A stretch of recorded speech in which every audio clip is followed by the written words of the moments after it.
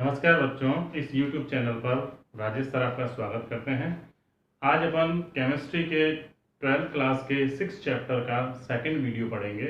अपन इस second video में पढ़ेंगे धातु कर्म यानी मेटलर्जी का मतलब धातुओं का निष्कर्षण किस प्रकार से किया जाता है। इससे पहले अपन ने विभिन्न प्रकार के धातुओं के अयस्कों के बारे में पढ़ा, खनिज क्या होते हैं, अयस्क क्या होते हैं, उसके बारे में अपन पढ़ चुके हैं। आज अपन देखेंगे कि वास्तव में ये जो चैप्टर है वो धातु कर्म पर आधारित है। तो धातु कर्म क्या होता है, ये किस प्रकार से इसको हम शुद्ध धातु को प्राप्त करते हैं। तो अपन देखते हैं बच्चों कि व्हाट इज मेटलर्जी।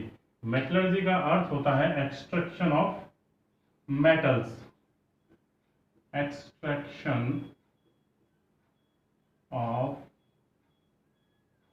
मेटल्स यानी मेटल्स को प्राप्त करना, उसको निकालना कहाँ से, उसके अयस्क से, यानी अयस्क से ओर टू। ये कई स्टेप्स में होती हैं, इसमें बहुत सारे स्टेप्स होते हैं।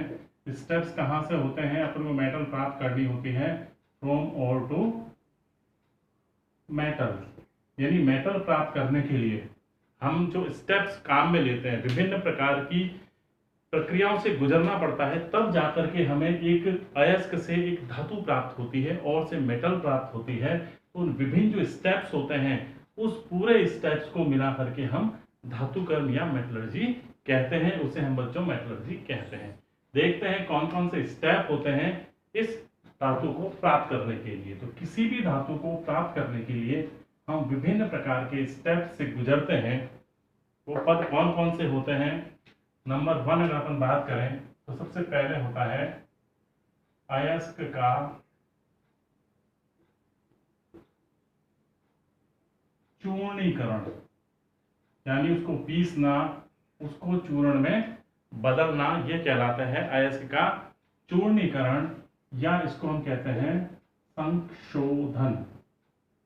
संशोधन भी इसको कहा जाता है। तो जो हम खानों से जो बड़े बड़े पत्थरों के रूप में जो अयस्क प्राप्त होते हैं, उसको सबसे पहले क्या किया जाता है, छोटे छोटे टुकड़ों में बदला जाता है। इसकी डिटेल अपन जब इसको पूरा पढ़ेंगे तब पढ़ेंगे। तो पहले अपन क्या करते हैं, उसको पीस लेते हैं। पीसने के बाद क्या करेंगे बच्चों, अयस्क का सांद्रण किया जाएगा।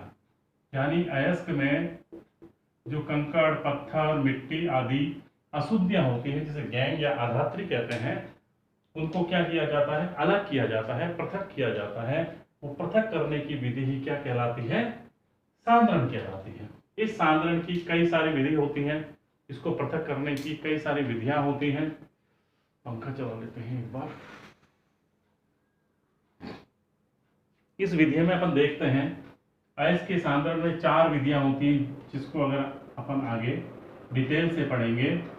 पहली जो विधि होती है वो होती है गुरुत्वीय पृथक्करण विधि।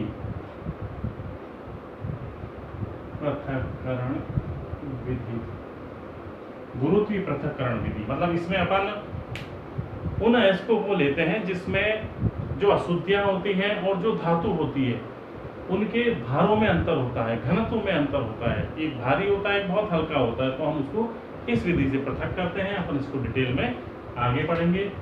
दूसरी जो विधि होती है वो होती है चुंबकीय पृथक्करण विधि।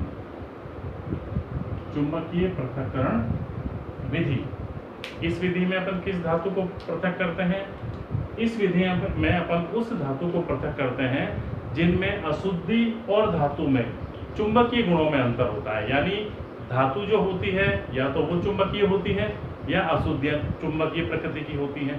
तो एक चुंबकीय होती है और दूसरी अचुंबकीय होती है, तो उनको इस विधि से हम पृथक कर सकते हैं। इसको भी अपन आगे डिटेल से पढ़ेंगे। तीसरी जो इसमें विधि होती है सांद्रण की, वो होती है झाग प्लवन विधि। झाग प्लवन विधि, इस विधि में हम मुख्य रूप से सल्फाइड अयस्क जितने भी होते हैं, सल्फाइड अयस्कों का पृथक्करण इस विधि से किया जाता है। एक टैंक लेते हैं, उसमें अयस्क का पेस्ट बना करके जल के साथ मिला करके उसमें प्लवन कारक, झाग कारक आदि मिला करके हम उसको धातु के कणों को पृथक करते हैं। इसको भी अपन आगे डिटेल से पढ़ेंगे। चौथी जो विधि होती है वो होती है निक्षालन। लीचिंग कहते हैं जिसको, लिक्षालन या रासायनिक पृथक्करण विधि। रासायनिक पृथक्करण यानी रासायनिक विधि से अपन अलग करते हैं, इसलिए इसको रासायनिक पृथक्करण विधि भी कहा जाता है। रासायनिक पृथक्करण विधि। तो इस प्रकार बच्चों अपन अयस्क का सांद्रण जो है वो कर लेते हैं। अब अपन बात करते हैं, जब हमें अयस्क का सांद्रण हो गया तो सांद्रित अयस्क प्राप्त हो गया। इस सांद्रित अयस्क का अपन क्या करेंगे, इसके धातु ऑक्साइड में इसको परिवर्तित करेंगे। तो सांद्रित अयस्क का धातु ऑक्साइड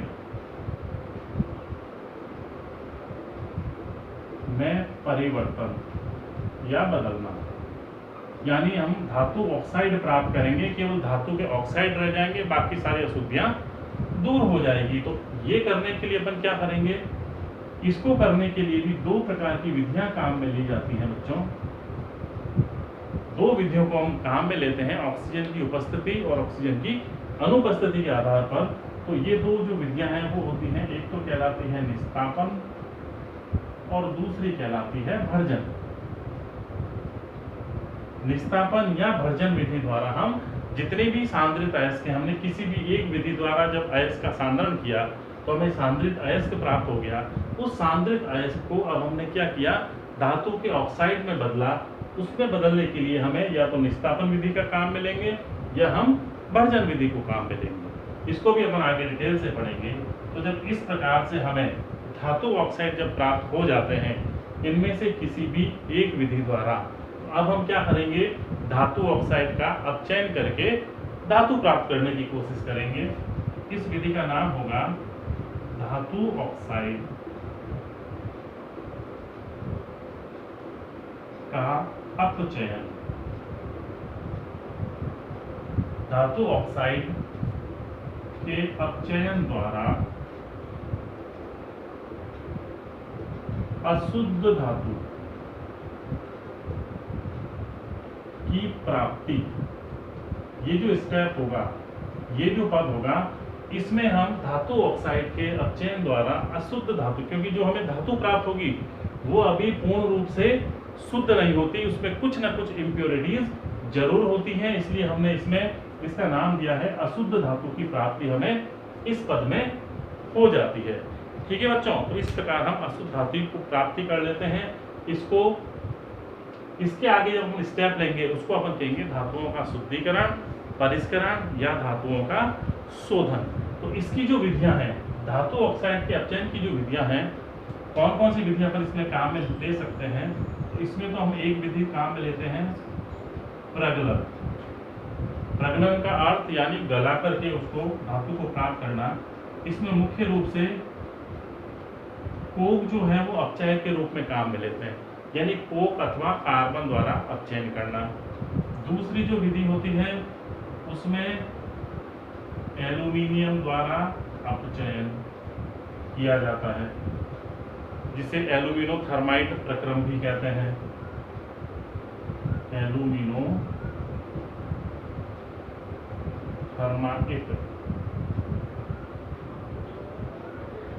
प्रक्रम ये कहलाता है, यानी एल्यूमिनियम द्वारा हम इसका अपचयन कर देते हैं। इसके बाद एक होता है स्वतः अपचय।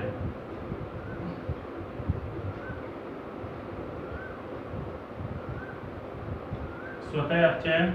और चौथी जो इसकी विधि होती है अपचयन करने की, वो होती है विद्युत रासायनिक अपघटन द्वारा। विद्युत रासायनिक अपघटन, जिसको हम कहते हैं इलेक्ट्रोमेटलर्जी। इलेक्ट्रोमेटलर्जी भी इसे कहा जाता है। इस विधि से भी हम इसका अपचयन कर सकते हैं। अब जो इनमें से किसी भी एक विधि द्वारा जब हमने धातु का अपचयन कर लिया और अशुद्ध धातु की प्राप्ति हो गई, तो अब हम क्या करेंगे, अशुद्ध धातु का शुद्धिकरण करेंगे।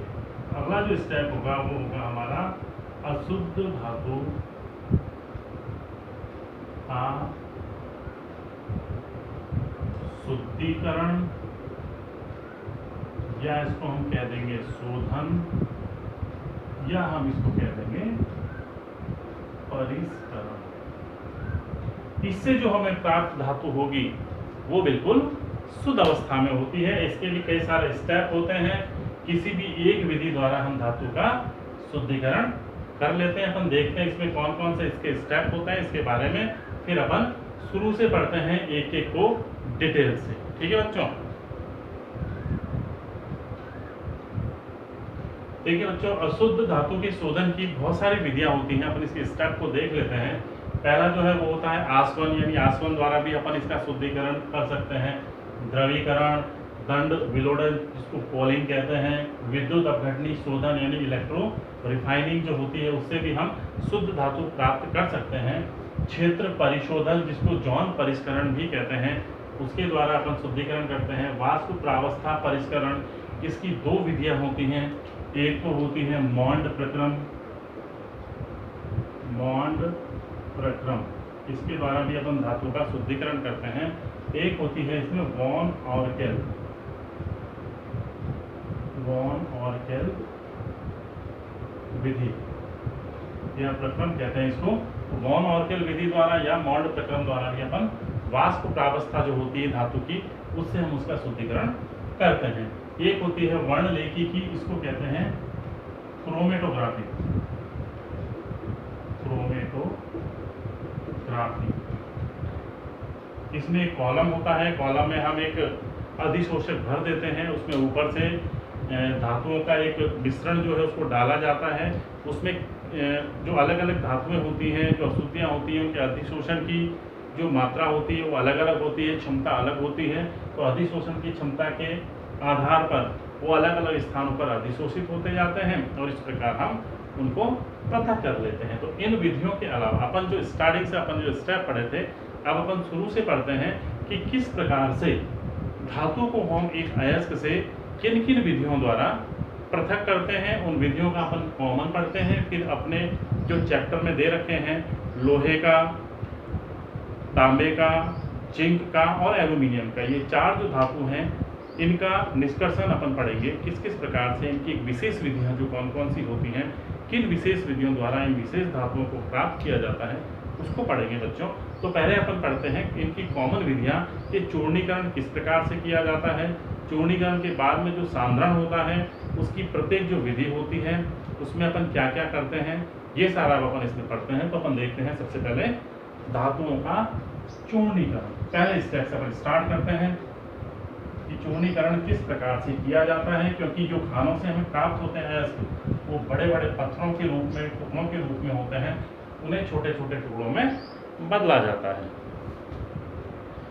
तो अपन देखते हैं सबसे पहले फर्स्ट स्टेप, अयस्क का चूर्णीकरण। अयस्क का चूर्णीकरण।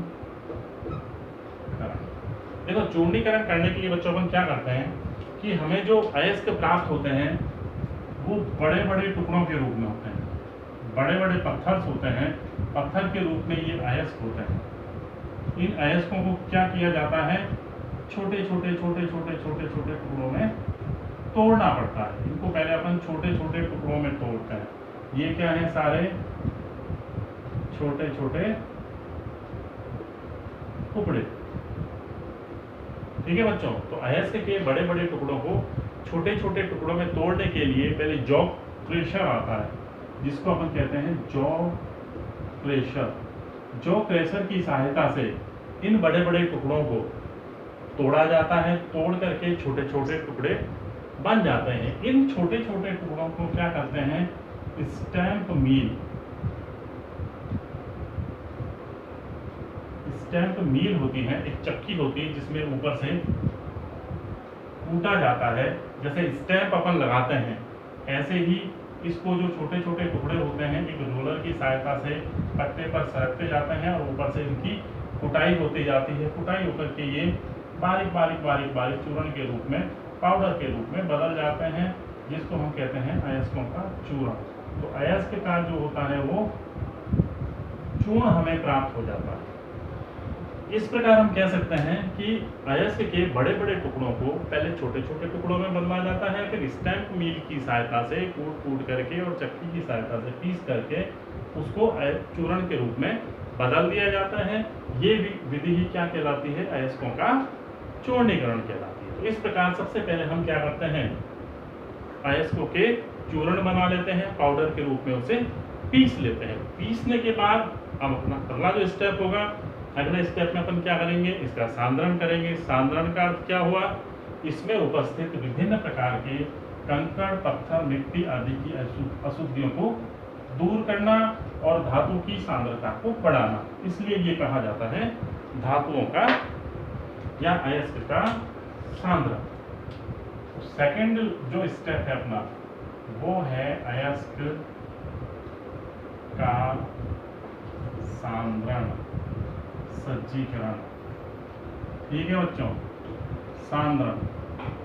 सांद्रण का अर्थ क्या हुआ कि अयस्क में उपस्थित क्या क्या? कंकड़, पत्थर,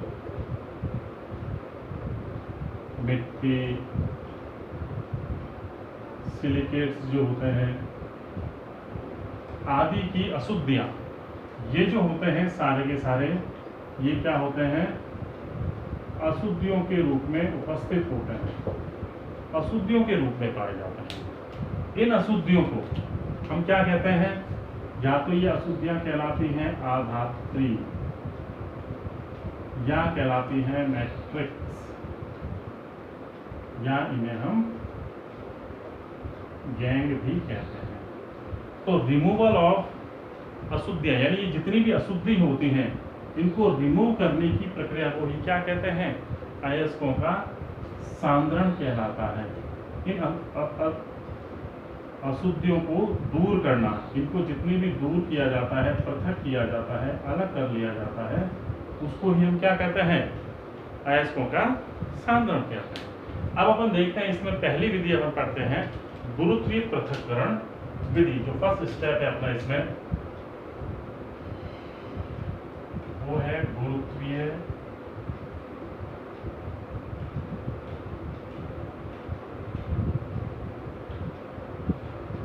पृथक्करण विधि।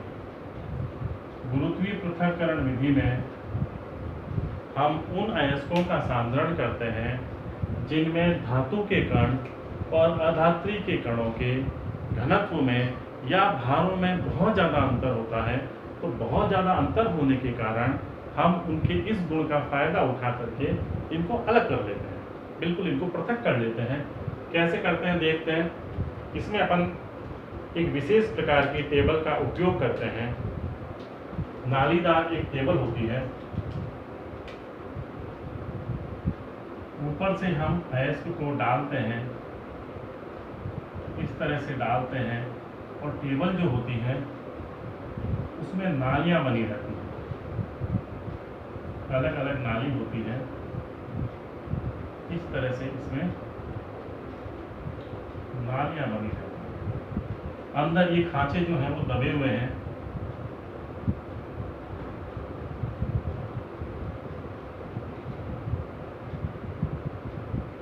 तो ये इस प्रकार से एक टेबल होती है।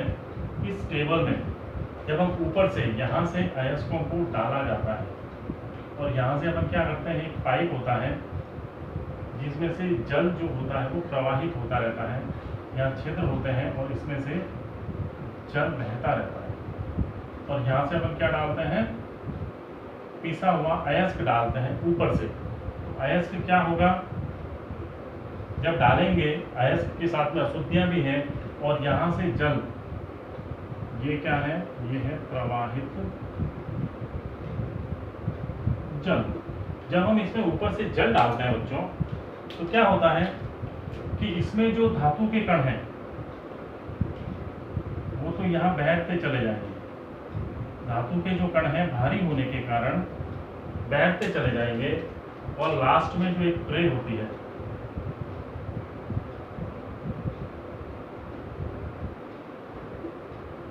ट्रे, इसमें जितनी भी अशुद्धियां हैं वो पानी के साथ बह करके अशुद्धियां यहाँ इकट्ठी होती हैं। तो जितनी भी अशुद्धियां होती हैं वो इस ट्रे में इकट्ठी होती चली जाएंगी और धातु के कण जो है धीरे धीरे बह करके हल्के हल्के खांच में भारी होने के कारण उन खांचों में एकत्रित होते जाएंगे और ये इनसे पृथक हो जाएंगे और जल की जो धारा है वो जल की धारा इनमें से प्रवाहित होती जाएगी और इनके साथ में अशुद्धियां जो है वो बह करके नीचे आ जाएंगी और धातु के कण जो होते हैं इन जो खांचदार जो ट्रे होती है, खांचेदार प्लेट कह दो अपन इनको, ये प्लेट्स हैं, खांचेदार प्लेट्स, ठीक है बच्चों। और ये जो ट्रे है इसमें क्या आ गई, अशुद्धियां। अशुद्धियां जो होती हैं हल्की होने के कारण नीचे आ जाती हैं और इनमें ये जो धातु कण हैं ये भारी होने के कारण इसमें रह जाते हैं। तो इस प्रकार बच्चों हम इनके धारों में अंतर होने के कारण अशुद्धियों को उस धातु से पृथक कर लेते हैं। ये विधि कहलाती है गुरुत्वीय पृथक्करण विधि। अगली अपन पढ़ते हैं चुंबकीय पृथक्करण विधि।